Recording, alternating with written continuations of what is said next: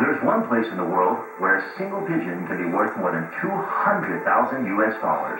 It's Taiwan. Here, pigeon racing is a sport and a national obsession. Just one race can make you an instant millionaire. Competition is fierce, even deadly. It's a sport awash with rumor of race fixing and mafia. For 30,000 Taiwanese pigeon racers, it is a way of life. A dream will lead to fame and fortune. This is a story of an industry where rags to riches is reality for a lucky few, and where pigeons rule the roost, but only if they win in this high-stakes pigeon game. Taiwan is an island, home to 23 million people. Drive just about anywhere, and you can see these strange structures jutting from rooftops, apartment buildings, and even popping up in rural rice fields. Pigeon loft seems to be everywhere in Taiwan because fortunes are made and lost on the wing of a 400-gram bird. While other countries go crazy over horses or dogs, for many in Taiwan, pigeon racing is the only game in town. Why? Because it's all about money.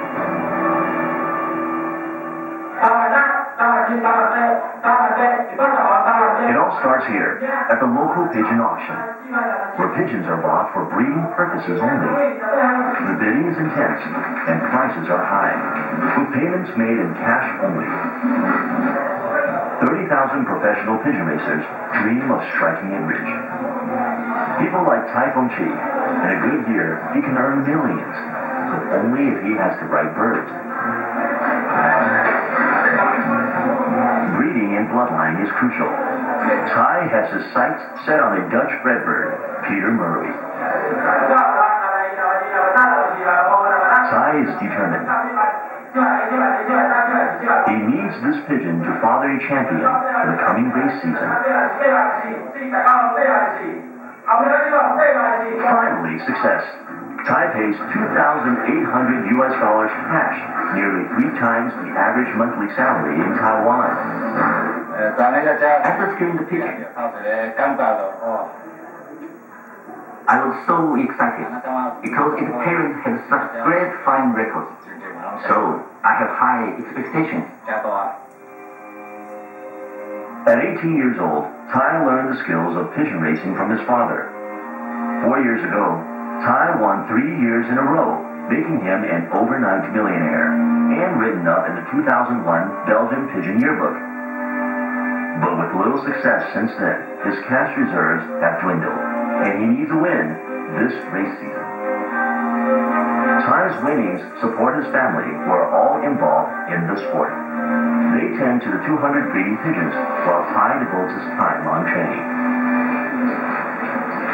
Tai's new pigeon settles into his home, a luxurious breeding loft in rural Taiwan. Here, future stars are bred from the best bloodlines Tai's money can buy. The Dutch bird from the auction will be ready to mate in 6 months' time, as soon as he gets accustomed to his new home. But for now, Tai is banking on the bloodline of his most prized pigeon.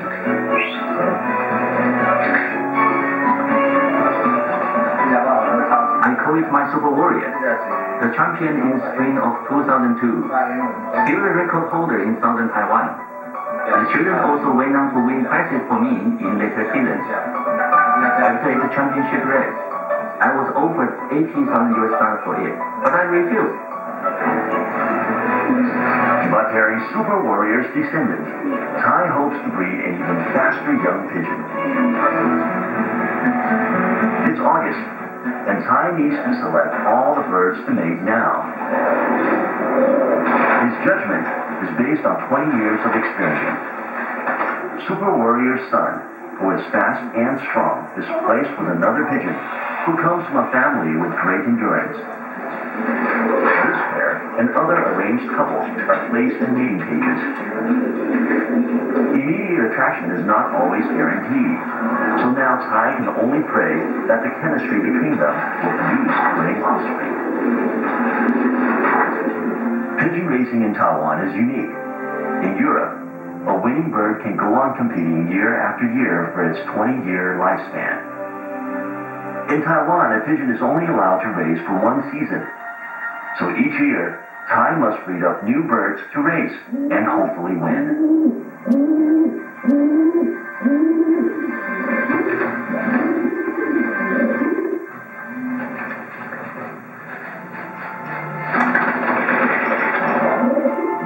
Every pigeon racer thinks he knows how to breed a champion.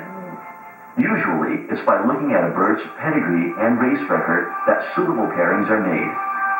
Mate a bird known for its endurance with one famous for its speed, or a gentle bird with an impetuous one. In this sport, money goes to anyone who can breed and train the fastest birds. This pregnant mother is waiting to give birth to the grandson of Super Warrior. Tai is holding his breath for a future star to be born.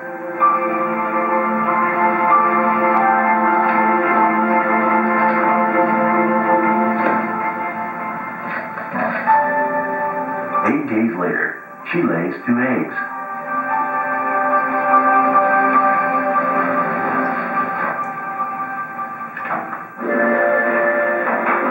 To find out when the chicks will hatch, he listens carefully for any signs of motion inside.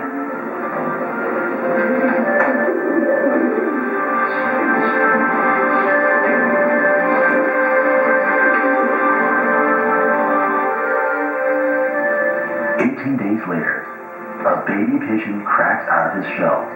He is the descendant of Super Warrior. Slowly, the tiny bird enters the world, unaware of the fierce competition that awaits.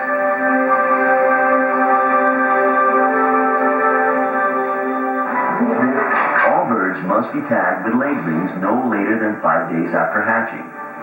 These rings are licenses to enter the race. Super Warrior's descendant is given the number 13, not an unlucky number in Taiwan. Prize money is raised through the association by pulling the race entrance fees from the leg rings. A 3,000 bird race can bring the pot to nearly $600,000 US. The larger the race, the larger the prize money. If illegal gambling is involved, prize money will be several times larger. Within a month, baby pigeons' feathers are fully formed, and it's time to train. They're taken away from their parents, and Tai becomes their foster father. Tai has to leave his human family behind and relocate to his race pigeon loft and boot camp, 30 kilometers from home. There, he will spend 5 months alone, preparing for the spring season race. Tai's loft is located in Dali, a place dotted with many other lofts in the middle of rice fields. This area is within the jurisdiction of Minxiong Pigeon Club, one of more than 300 pigeon clubs in Taiwan. But this club holds the most challenging of races. The pigeons fly over land and brave the oceans as well, a real test for Tai and his pigeons. They have 5 months to be ready. I always like to race at the bigger pigeon clubs, such as Minxiong. It's more challenging for me.